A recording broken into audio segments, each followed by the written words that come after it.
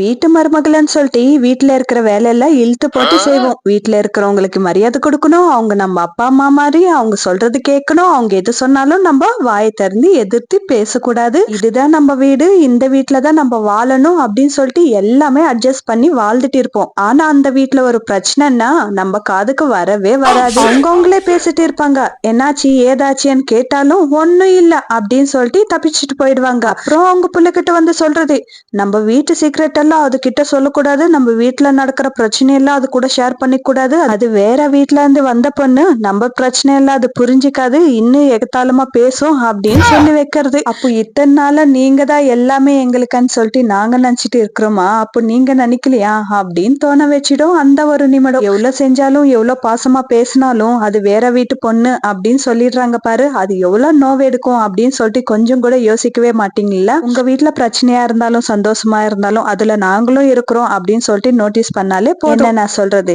சரிதானே?